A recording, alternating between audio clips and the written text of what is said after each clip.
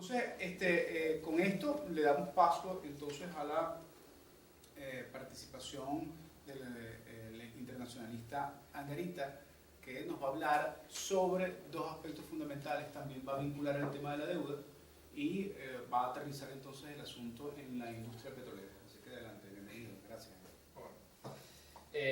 Sí, yo he venido trabajando, buenos días a todos, con respecto a una de las principales discusiones y que Manuel arroja al final de su presentación, que es qué hacer con la deuda externa. Vamos a incurrir en un default. ¿Qué es un default? ¿Cuáles son las implicaciones que tiene eso? Para eso quisiera hacer todo un repaso de por qué hemos llegado al sitio donde hemos llegado. Creo que estuvo presente a lo largo de la presentación de Manuel el asunto clave, que es la administración del tipo de cambio. O sea, el tipo de cambio sobrevaluado, el monopolio del control de venta de divisas, la destrucción del aparato productivo que es generado por una sobrevaluación, la destrucción de la exportación privada, la destrucción del aparato productivo privado, la importación de bienes que tradicionalmente consumíamos y producíamos, y al detalle que, por ejemplo, sectores manufactureros venezolanos vieron en algún momento de toda esta transición que importar de China era mucho más barato que mantener su propio negocio y decidieron cerrar Santa María y dedicarse solo a la importación. Esto, por supuesto, tiene como origen, como todos sabemos, el 2003 con la creación de Cadivi, pero en la administración macroeconómica de la deuda y de todo lo que es la posición hacia el extranjero, tiene momentos que lo vinculamos a el hecho específico de las elecciones, el evento político del 2006 con la elección presidencial, del 2012 con otra elección presidencial, y que van generando cambios en lo que es la administración, tanto de todo lo que es la macroeconomía y lo que es el usufructo de la renta, como bien lo explicaba Manuel. Para que veamos más o menos la posición de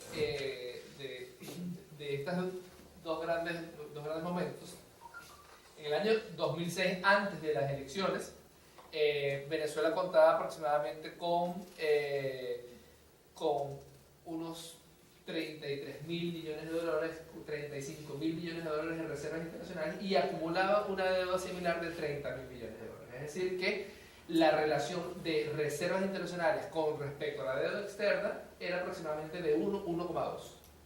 Esto es un coeficiente que se utiliza en el sistema financiero internacional como para determinar el riesgo que tiene el país para cumplir o no cumplir deuda. Y vamos a hacer muchas comparaciones con finanzas personales, porque uno le debe al banco lo que el banco le determina a uno que uno le puede pagar al banco. Y así se ve en cualquier sistema financiero, sea internacional y sea privado. Pues resulta que en pleno boom petrolero, la banca financiera entendía que un país petrolero tenía una buena capacidad de endeudamiento, porque en el futuro iba a tener cómo pagar, y Venezuela había multiplicado en el muy corto plazo, en el periodo 2006-2010, la multiplicación por 3 de su deuda externa. Nosotros pasamos incluso hasta por 4. Nosotros pasamos de una deuda externa de 33.000 a 130.000 en un periodo muy joven. Y que esos saltos de endeudamiento estaban vinculados precisamente con el periodo electoral. Había una elección y había que realizar endeudamiento, realizar gasto público por campaña, y eso motivaba a que el país acumulara deudas que se van corriendo con el tiempo. De la misma manera, vemos que ya para el 2016 esta relación de deuda externa sobrepasa los 200 mil millones de dólares, y que lo acumulado en reservas internacionales para el 2016 era menos de 20.000, por lo tanto esa relación que en el 2006 era de 1 a 1, hoy para el 2016, hoy es un poquito peor, es aproximadamente de 10 a 1. Manuel describió muy bien lo que ha sido el desarrollo del avance de la producción, tanto en términos porcentuales como en términos reales. En términos reales nosotros pasamos de un monto de 62.000 millones de bolívares a un monto de 48.000 los estimados para el 2017, lo que implica para muchos economistas que nosotros en un periodo de 4 años de recesión económica nosotros vamos a haber destruido entre el 33 y el 35% de nuestra capacidad productiva. Y esto es un retroceso que no ha tenido país en guerra, por lo menos en los últimos 100 años.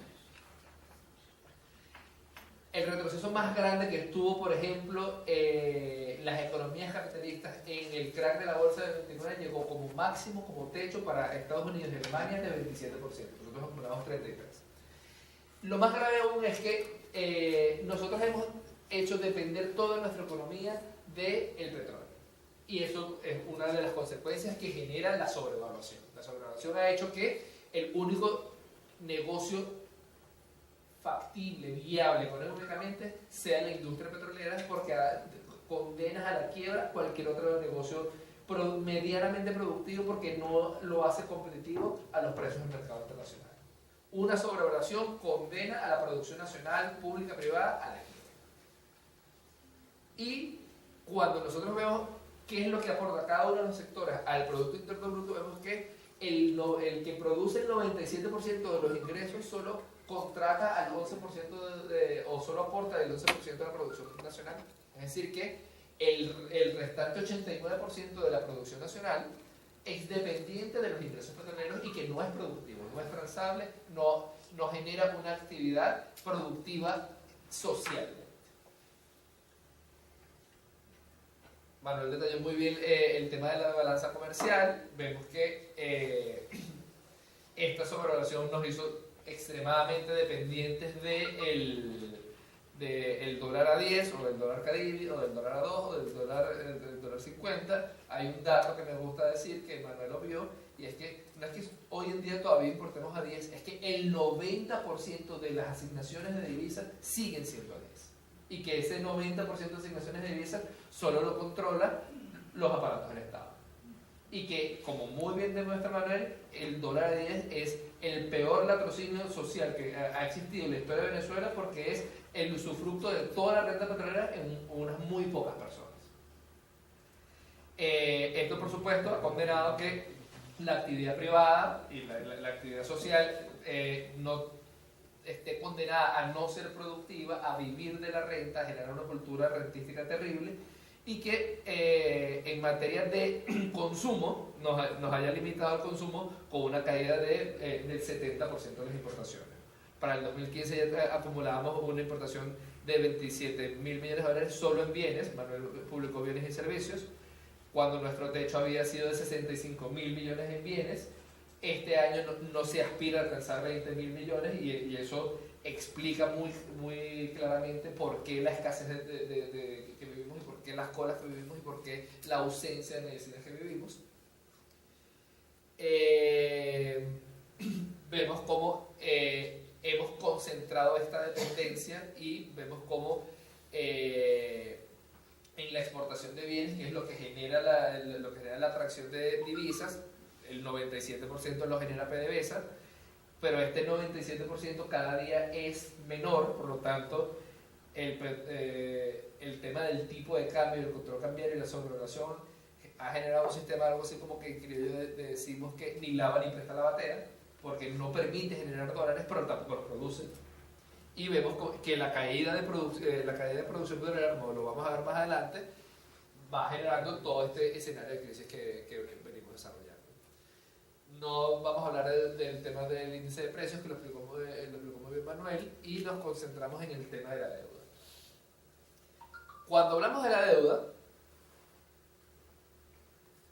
nos concentramos principalmente en dos preocupaciones importantes. Número uno, todo lo que son las deudas comerciales, las deudas de corto plazo, y que implican todo el sostenimiento del sistema comercial. Uno importa, y a la hora de importar uno genera una relación bancaria de una carta crédito como para permitir el flujo de la mercancía, y otra es una deuda a largo plazo que tiene que ver con el sistema de financiamiento, lo que nosotros en lo personal conocemos como la tarjeta de crédito, lo que vamos a pagar a largo plazo, el crédito hipotecario, etcétera, etcétera, etcétera. El motivo de endeudarse, tanto personalmente como nacionalmente, tiene que ver con generar capacidades productivas. cualquier economista le genera una recomendación: jamás utilices una tarjeta de crédito para pagar el mercado, porque es una alerta que tú no estás teniendo capacidades de producción y consumo. Eso es una alerta fundamental. Por lo tanto, uno utiliza los sistemas de endeudamiento para generar mayores capacidades productivas, diría Manuel, para mayor acumulación de capital, de capital social. Nosotros en el periodo del 2006 a 2011 multiplicamos por 3 nuestra deuda, como vemos en el gráfico, y obedece principalmente a que por años electorales, y esto fue un periodo de que la fiebre electoral fue enorme, que hacíamos elecciones tras elecciones tras elecciones, y hubo elecciones 2005, 2006, 2007, 2008, solo el 2009 no hubo, pero seguimos corriendo todas estas elecciones, y que obedecía que el gobierno tenía que emitir gasto público. Ese gasto público muy probablemente era inorgánico, y empezamos a ver que como estrategia monetaria el gobierno trataba de recoger dinero inorgánico con los llamados bonos. Entonces los bonos del Estado, la democratización del sistema financiero, pero lo que realmente era generar un sistema de endeudamiento con emisiones de bonos de 3.000 millones, 5.000 millones, hasta 10.000 millones, que es todo lo que hemos venido acumulando y lo que hoy en día tenemos que pagar. Lo que estamos pagando hoy como deuda, y que toda la crisis que vamos a tener en octubre con el pago de 3.500 millones de dólares son deudas que adquirimos en este periodo. Y que no lo utilizamos en ningún momento para generar capacidades productivas, todo lo contrario. Lo generamos nada más para sostener el consumo privado por una campaña electoral. En el año 2012 hay un corte importante, y tiene que ver que ya el nivel de alerta del sistema financiero empieza a decir: ya va, Venezuela se está endeudando muy rápidamente y no está generando una capacidad productiva. Venezuela ha aumentado su deuda a 130.000 millones de dólares, y el tema que vemos es que PDVSA no ha aumentado su producción. Puede tener mejores ingresos por el sistema de precios, pero no ha aumentado su producción. La producción de PDVSA en los últimos 15 años, para el 2012, tenía un promedio de 3 millones de barriles de petróleo diarios. De 3, de 3.1, 3.2. Entonces, el gobierno utiliza una estratagema en este contexto del 2013, que es ya que el Estado, como figura jurídica, empieza a ser poco confiable para adquirir nuevas deudas, empieza a utilizar a PDVSA como empresa, porque tiene otro sistema jurídico, otro sistema financiero, para empezar a generar deudas financieras de la empresa y no del Estado. Aunque al final del día sigue siendo el mismo cuenta. Por lo tanto, a partir del 2011-2012, nosotros empezamos a ver que ya no eran las deudas soberanas, sino los petrobonos. ¿Se acuerdan del tema de los petrobonos? Y eso va a generar toda una coyuntura que vamos a explicar de la industria petrolera. Me voy a saltar este por momentos, que es el desempeño de las reservas internacionales, y que tiene que ver con todo este latrocinio que explicaba Manuel. Llegamos a tener un techo de 43.000 millones de dólares, y para el día de hoy es de 9.900, 9.800. Hemos bajado nuestras reservas internacionales a menos de la cuarta parte de lo que teníamos en el 2009. Y vemos cómo ha sido el incremento de la deuda financiera tanto de Venezuela como de PDVSA, que justo a partir del 2006 empieza a haber un incremento importante, y justo a partir del 2010-2011 es que PDVSA empieza a emitir deuda como para sostener el gasto público estatal, y es una deuda que, como vamos a ver más adelante, no representa nuevas inversiones para la industria petrolera. Como otro indicador, la deuda externa como porcentaje del PIB empieza a generar preocupación, sobre todo a partir de 2014, cuando Venezuela entra en recesión, porque los niveles de endeudamiento han seguido aumentando, lo que cada día representa cada vez un nivel mayor de porcentaje de deuda con respecto al PIB, llegando al punto de aproximadamente 67% de lo que producimos lo debemos. Como pequeño paréntesis, toda esta deuda que reflejamos de 130.000, 140.000 millones de dólares no contempla ni el fondo chino ni la deuda con Rusia, que en conjunto llegaron al punto de aproximadamente 80 mil millones de dólares y hoy en día por amortizaciones ya debemos tenerlo como por 55, 57 mil millones de dólares. Los compromisos para este año, que ha sido la gran preocupación, se concentraron en el mes de abril y todo lo que generó las protestas del mes de abril nacen por la preocupación fundamental del Estado de pagar deuda que llevó al Estado y al tribunal a hacer el 155 y el 156 que implicaban que la empresa petrolera podía generar con deudas y contrataciones sin pasar por la Asamblea Nacional y que fue lo que desató todo el sistema de protestas de 4 meses y que nuevamente en octubre y noviembre se nos acumula en montos superiores a lo que nos llevó a abril. Vemos al presidente Maduro que está hoy en día en Rusia, estuvo ayer en el Foro de Energía Mundial, pero vemos también con preocupación que muy probablemente se esté negociando un nuevo empréstito a espaldas de todo lo que es el sistema jurídico nacional, es decir, que lo presente la Asamblea o que rinda cuentas, muy probablemente está generando un nuevo endeudamiento, pero con unas condiciones cada día más adversas, porque como bien diría un amigo, el endeudado elige con quién endeudarse, pero el prestamista pone las condiciones. Y ahorita nos estaremos sometiendo a las condiciones rusas que muy probablemente tengan que ver con el control de la industria petrolera.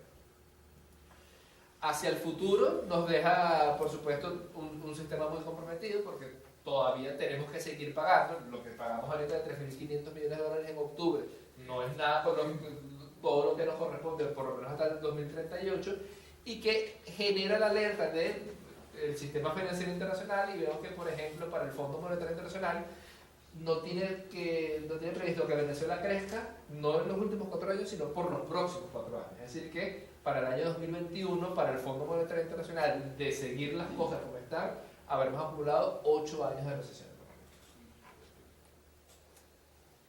De la cobertura de la deuda ya lo hemos venido explicando y vamos a concentrarnos entonces a la producción y consumo petrolero. Como dijimos, nosotros desde aproximadamente el año 1998 Venezuela ha mantenido un promedio de producción de barriles de petróleo diario por encima de los 3 millones. Llegó a tener un techo de producción en el año 82 de 3.7. Pero digamos que como herencia de todo lo que fue el sistema de apertura petrolera, polémico, no polémico, como lo queramos llamar, a partir del 98 llegamos a tener un promedio, por lo menos sostenido de más de 10 años, de 3 millones de barriles de petróleo. Tendencias que vemos que a partir del año 2008 empieza a caer paulatinamente. Esto, por supuesto, va comparado con la columna rosadita, con la columna anaranjada, que tiene que ver con el consumo de petróleo diario y de los 3 millones de barriles nosotros llegamos a consumir algo así como 750. El consumo, por supuesto, ha venido disminuyendo en la medida que la producción petrolera nacional también ha venido cayendo. Vemos que a pesar de estar en pleno auge de commodities, en plena expansión del precio del barril de petróleo, vemos cómo la producción paulatinamente ha venido cayendo y por lo menos para el 2016 había caído aproximadamente un 28% y era una caída que no había tenido ningún país petrolero, aun cuando la mayoría de los países petroleros habían acordado retroceder en producción para tratar de mantener un sistema de precios bien por cuota OPEP o bien por países asociados, como ayer lo acordaron.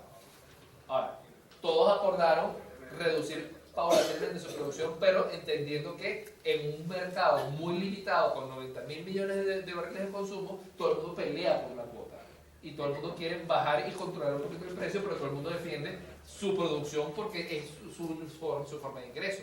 Venezuela ha venido cediendo paulatinamente esta cuota, esta producción, y vemos que para lo reflejado en 2007 por la Agencia Internacional de Energía o por British Petroleum o por otras fuentes distintas a las que informa el gobierno, ya la producción ya hoy en día está muy por debajo de los 2 millones de barriles de petróleo diario, llega a lo reportado para el mes de junio es de 1.93, lo que genera que en comparación con el promedio de los primeros 10 años de gobierno de Chávez, que era 3.2, una caída de casi el 40%. Entonces, vamos viendo que no solo hemos generado todo un sistema de endeudamiento, de un sistema de robo, de un sistema de destrucción de la producción nacional y de exacerbación de la dependencia de la industria petrolera por renta nacional, sino que aparte también por la propia práctica corrupta hemos destruido la gallina de los huevos de oro. Esto es una imagen que tomo de informes de un informe que hizo Miguel Ángel Santos de Harvard, en donde muestra cómo en la línea va cayendo la producción petrolera, mientras que en el caso de las columnas vemos cómo el sistema de endeudamiento de PDVSA va aumentando enormemente de 3 millones, de 3.000 millones que tenía como financiamiento en el 2016 a más de 45 en el 2015, pero que ninguna de esas inversiones fueron relacionadas con inversión productiva. O sea que la línea de inversión productiva se mantuvo como estancada en 11.000 millones de dólares, por lo tanto todo este endeudamiento era destinado a el gasto social. Y todo el mundo puede decir, pero es que el gasto social es importante, pero es que el gasto social, si no genera capacidades productivas, estamos generando un terrible mal de generar una sociedad dependiente y que no es sostenible. Y esa sostenibilidad la estamos viendo hoy en día porque no tenemos ni siquiera para importar.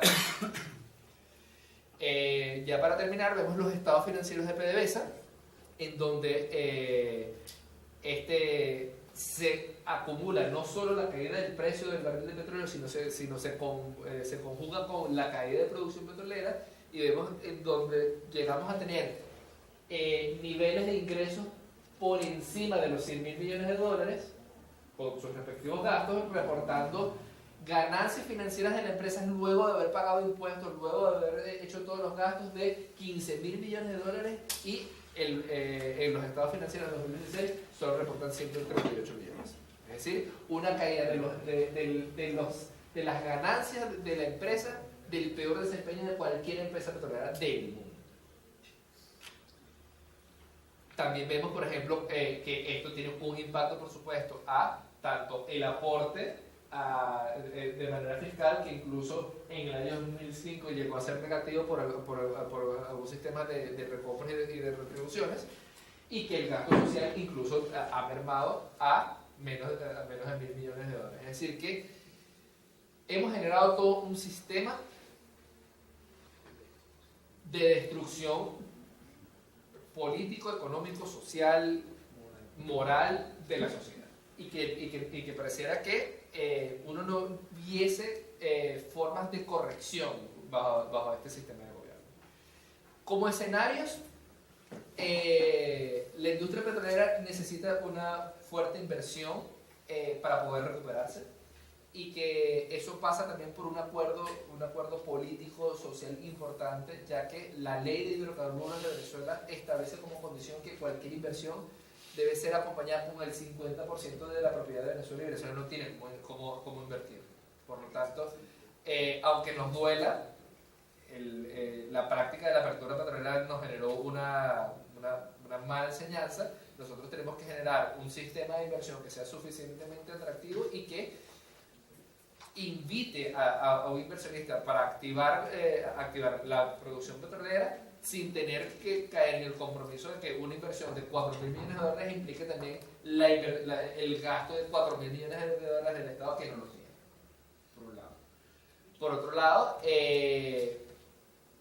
yo soy mucho más optimista que estas previsiones, tanto del Fondo Monetario Internacional o como economistas como Ricardo Hausmann, que dice que la recuperación solo se logrará para el año 2024. Yo creo que una medida de ajustes puede llegar a implicar la recuperación de Venezuela por lo menos en 2 años. O sea, creo que habría que saber todo este capital que está en manos de venezolanos en el extranjero y que estarían deseosos con un sistema de seguridad jurídica y con un sistema de cortes nacionales correcto, lo deseoso que estarían de volver al país y de invertir. Creo que el rebote que pudiese tener la economía con un cambio de reglas de juego sería sumamente importante y pudiésemos lograr una senda de crecimiento sostenido en 2 años. No tener que esperar una generación de casi 15 años o 20 años como estiman algunos. Creo que la recuperación puede ser mucho más corta en el tiempo, sí y solo si hay un cambio de las reglas.